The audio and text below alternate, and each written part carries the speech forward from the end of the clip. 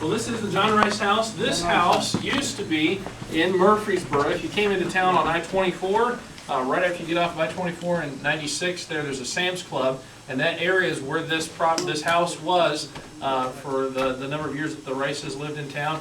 After Mrs. Rice passed away in the early 90s, the family wanted this house to be brought out here to the ranch and set up as a museum, and to really give a personal view of the life of the family of John Rice. If you go to the Sword of the Lord, which, how many of you have ever been up to the Sword of the Lord offices? Okay, many of you have. They have a Dr. John Rice's office set up there just like it was when he was alive, and all of his books and things set up. And that really kind of showed his ministry side of things. This is a neat thing to see the personal life, the family life of Dr. Rice and his family. And in this room here are a number of things that will give you kind of a picture of that. Over here on this wall, behind the piano, there's a poster, and there's a number of posters in the house here from revival meetings.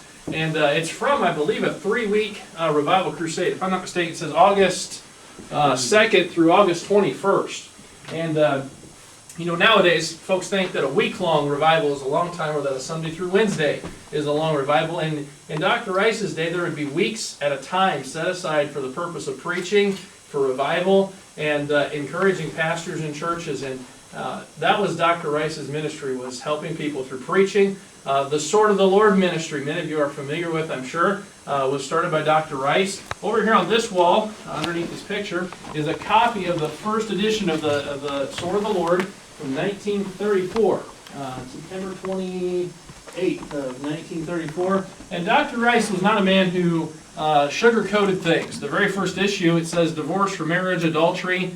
It talks down lower, legalized racetrack gambling must go. And this was in the 30s, the middle 30s, that he was giving the Bible's opinion about issues of the day. And it wasn't popular at all the time. What's interesting is originally the Sword of the Lord was something that they printed and gave out down the streets. It wasn't a subscription thing or went out to necessarily Christians. It was something that they used as an evangelistic tool in their city, in Texas, and had the opportunity to pass out thousands of them. And eventually it became something that was a publication that's now what it is today. So it's amazing. The story of the Rices, of course, began in Texas. There's a lot of history I'll get to probably as we go through the house here. But after in Texas, moved later to Wheaton, Illinois, the Chicago area, and then in the 60s moved here to Murfreesboro, Tennessee. And the Sword of the Lord's been here since. And Dr. John Rice and Dr. Bill Rice, the founder of the ranch, were half-brothers. And that's kind of the connection on that there. John Rice was quite a bit older than Dr. Bill that founded the camp here, and was really a mentor to him in ministry, gave him a lot of insight. His father had, of course, John Rice's mother passed away, and Dr. Rice's father married again, and that was Dr. Bill Rice's mother. And his mother and father, Dr. Bill Rice's mother and father, passed away when he was just a teenager. And so John Rice was really a father figure, gave him a lot of wisdom and discernment as he went into ministry through the coming years. This house here, there's a picture, and we'll have a chance to go through the house after I go through each room. You can look at things on the wall. There are a lot of neat letters on the wall over here for you to read as well, and things from revivals. The house that we're in now, you can see a picture over here that shows the property where it was. There was a farm there that they had, some animals. We'll see some pictures of in a few minutes here. Guest house, and folks were always welcome in the Rice's house. And there's a pastor from northern Florida who was here a couple years ago and was talking with me. They drove into town one time and said, let's just find Dr. Rice's house. And he was outside and started up a conversation. And they said, hey, do you want to stay for supper? Do you want to stay at our house? And they were that kind of people. They just welcomed in people. Anywhere they went, there was a hospitable spirit. And the picture you see here on the wall was painted by his daughter, and it really epitomizes the life of Dr. Rice. It shows him walking down the tarmac to the plane, and all throughout their life, their father would often be gone. Evangelists of that era didn't have motorhomes that they would take their family to every single meeting they went to. Often his family did go with him. His daughters sang in revivals and at large crusades, but often he would be gone and out on his own, traveling to meetings all over the country. And so it was a bittersweet thing. There was a lot of times that they would be apart, and a lot of times they knew that he would be affecting ministries all over the country. There's some pictures up here of the daughters. You can see those. There's a number of information over here about the Wheaton years when they were in the Chicago area and the ministry they had there. There's some brochures from revivals. I love this. in one of his crusades, he would send ahead the titles of the messages he would be preaching often and what nights they would be preached. And some of these are listed. Sunday night was going to be, is there a Bible hell? Will a loving God really send a sinner there? Who goes to hell? And how to miss it. That was the title of the message. And people knew, if I bring my friends, they're going to hear this night. Just powerful messages of a high cost of revival. God with cotton in his ears. A number of messages. And people knew each night of that revival what was going to be preached on. So it's a kind of unique aspect of his ministry. We'll head on in here to the kitchen. And more in this room.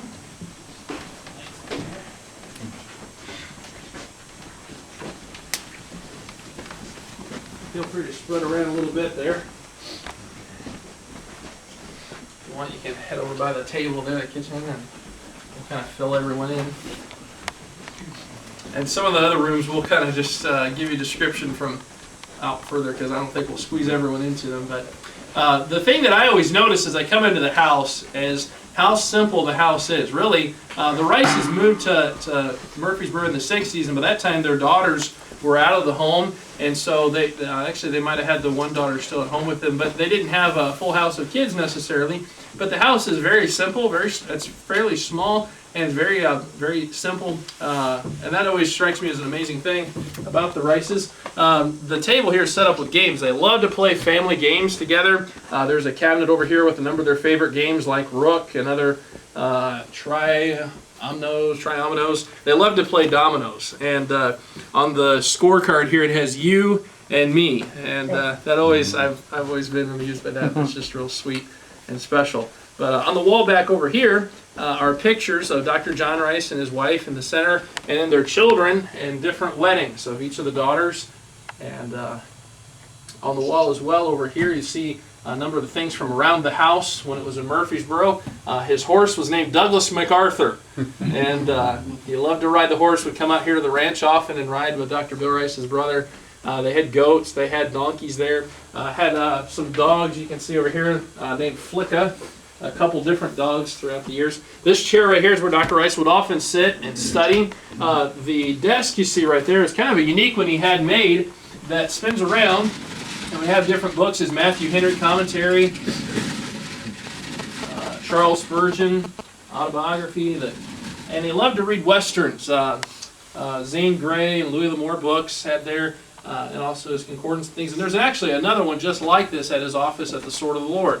And so kind of a unique setup for his study in the house here. We'll head on. Actually, let me tell you about the Christmas tree. A lot of folks ask about that. The family, when they had the house set up, they wanted to leave out things that would be remembrances that were special to them. And Christmas was just a special time to the Rice family. And they wanted the Christmas tree up so that folks could remember how special that was in their family, a time where they were all able to get back together. A very close family. And that's up for that. No TV or computer, huh? No computers, no. Now, they did like technology, and we'll see some of that in a few minutes here. But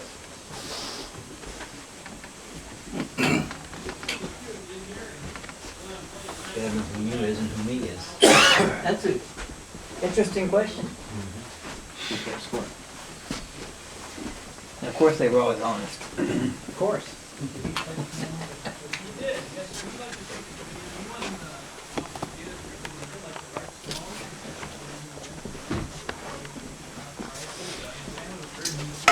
His daughters would play and sing in revivals often as well. So would sing on the radio. They had a radio broadcast that he would sing in. And interesting, a number of preachers of the past had radio broadcasts, and Dr. Rice, even before he got started into his major preaching ministry, had a radio broadcast. A lot of folks don't know, but Dr. Rice went to college actually as an English professor, or to become an English professor, and studied English in college. And there's some diplomas back there from Decatur Baptist College from Mrs. Rice. I don't believe his diplomas are here, but went to Decatur Baptist College and studied English. And all of his classmates thought he was going to be an English teacher. And for a number of years, a couple of years, he taught actually at Baylor University and taught in English. And these were years when Baylor was starting to have changes in its direction. And he had his radio broadcast at that time as well. And on one of his radio broadcasts, he got on one day and said, you know, at Baylor, they're starting to teach evolution. And that was a crucial time where really the fundamentals of the faith were being tested by many institutions. and they were teaching on evolution. He got his radio broadcast and said, they're teaching against evolution. You folks need to speak out against this. It isn't right. Well, the college came to him and said, hey, if you keep talking like this, we're going to have to fire you. Because he was teaching for them at the time. So he got on the radio the next time and said, they've told me if I tell you, they're going to fire me. So, of course, he was fired, and soon after that began more in the preaching ministry. So it's just amazing the way that God led in his life in the early years to study English, to have a love for English. God used to write books and write many, many articles and editorials for the Sword of the Lord. Over on the shelf here are a number of sermon booklets, a number of books published by the Sword of the Lord, many of them by Dr. Rice. Of course, a number of commentaries of different books of the Bible by Dr. Rice. A number of his sermons were taken and used as pamphlets that were a help to many, many Christians. How many of you have read a John Rice book or pamphlet at some time? Many, many Christians have, and they're still, it's amazing how relevant they are to today. It's amazing, you think sometimes that things have changed a lot in our day, but wickedness and sin have been something that we've seen for many, many years. And it's amazing, Dr. Rice once had a series of meetings in, I think it was Binghamton, New York, and one of his messages in that set of meetings was Sodom, Gomorrah, and Binghamton, New York, three of a kind. And that would have been in the 40s and 50s, that such preaching. And you think, today, what would he preach? You know, there was no ashamedness about preaching against sin and what people deserve for it. So it's a amazing man, and quite a firebrand for the Lord. So you're welcome. We'll have some time to come back and see things. The paintings on the wall I meant to mention, and the drawings are from his wife. She loved to be involved in art, and so those are from her. There on the wall. The books in the shelf over here are from their personal collection of books. Some Funk and Wagnall's encyclopedias up there. Some yearbooks from their high school years. Even just some amazing things there on the shelf. So we'll head on down the hall here. And again, feel free to come back and look through the rooms as we have a chance. I will spend a lot of time in this room. This is more the girly room. This is the bedroom here, and decorated for Mrs. Rice. She loved to have decorated up. And the quilt on the wall over here is each of the daughters' names and different things that were special about them. And the room next that we'll go over into, it actually has a quilt that's of each of the grandkids and their families as well, and a handprint from each of them that we'll see over there. Mrs. Rice was a complement to Dr. Rice's ministry in a large way. You know, in every great ministry, there's a wife often that's the support and the encouragement, the training of their kids, and the attitude and spirit of ministry. Mrs. Rice was a crucial part, and often spoke in ladies' meetings. Was just a godly lady and a great help to a man that was very determined and needed encouragement, no doubt, at many times. So Mrs. Rice was quite an encouragement. There's a number of things in here. The daughter's picture again right there in the middle. You see in the corner, that's her wedding dress, and actually I believe one of her baby outfits from her youth.